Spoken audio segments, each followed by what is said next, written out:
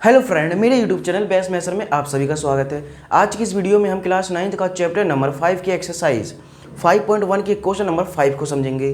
तो चलिए स्टार्ट करते हैं। इसमें हमें क्या कहा है, जो हमारा क्वेश्चन नंबर 4 था उसे जैसा कि हमने सॉल्व किया था उसी प्रकार से इसमें कुछ बताना चाह रहा है। तो चलिए क्या है ये देखिए।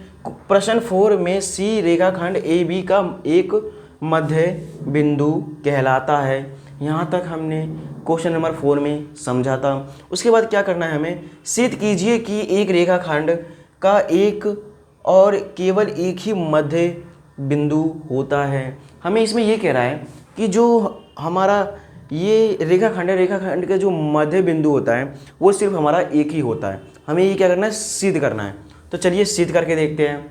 तो लिखेंगे, पहले हम क्या करेंगे, हम पहले मान लेते हैं। इसमें सिर्फ एक करना है तो हम मानते हैं। पहले यहाँ पर देखेंगे, एक रेखाखंड खींचेंगे।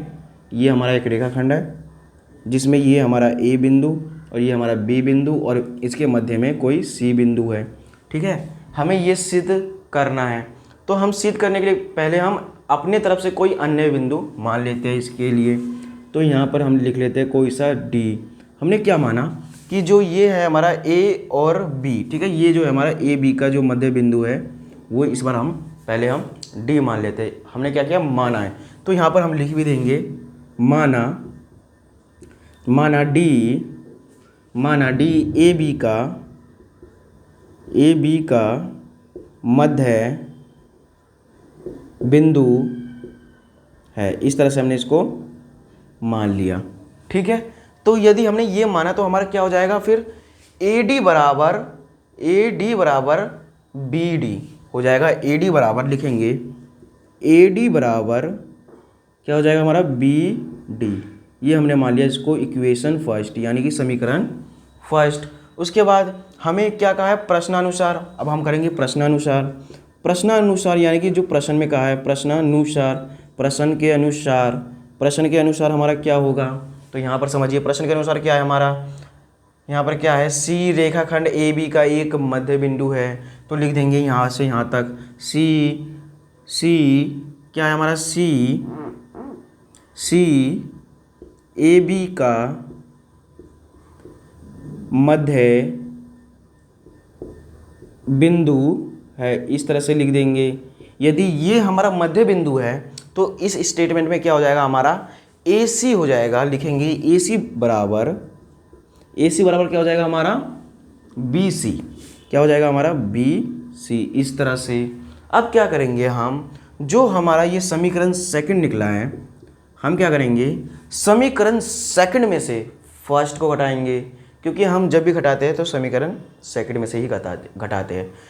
और ये हमारा प्रश्नानुसार चल रहा है, इसलिए हम प्रश्नानुसार चलेंगे और हमने जो माना है उसमें घटा देंगे। यानी कि लिखेंगे समीकरण सेकंड में से क्या करेंगे, समीकरण सेकंड में से फर्स्ट को क्या कर देंगे, घटाने पर। तो देखिए इसको घटा के देखेंगे, घटाएंगे कैसे, यहाँ पर ध्यान से समझना। जो समीकरण हमारा सेकंड है क्या है, ए सी। तो यहाँ पर बराबर के इस साइड में क्या है, पहले इस साइड में ए सी है और फिर उसके बाद माइनस क्या कर देंगे हम, ए डी। तो यहाँ पर हो जाएगा ए डी बराबर, यहाँ पर फिर क्या है, बी सी। तो लिखेंगे बी सी और माइनस यहाँ पर क्या है, बी डी। इस तरह से हम इसको घटा देंगे। तो देखिए घटाएंगे कैसे हम, ये ए सी माइनस ए डी हो गया और बराबर B C minus B D. अब इसे घटाना कैसे है आपको, तो देखिए पहला क्या है, ए सी।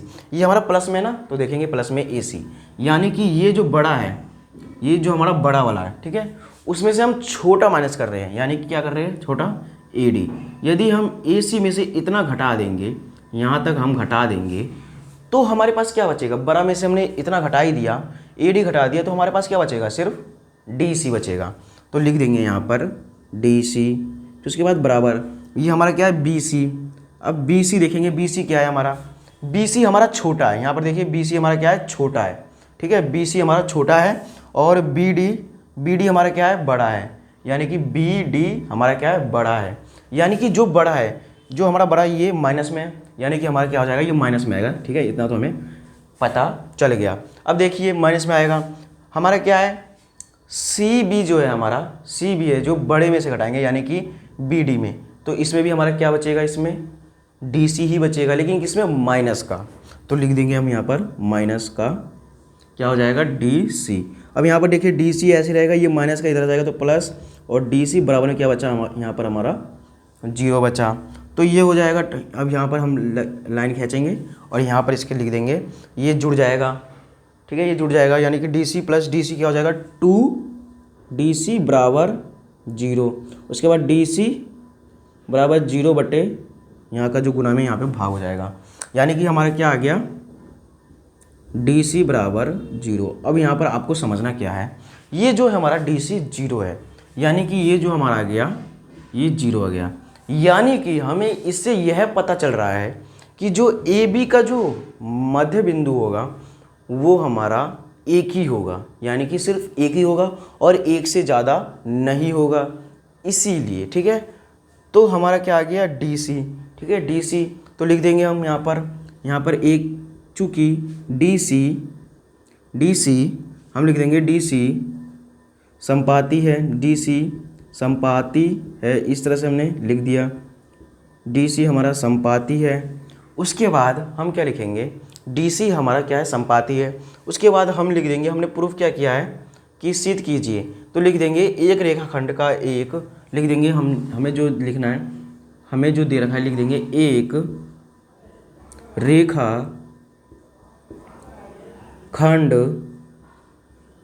क्या है, एक रेखा खंड का एक और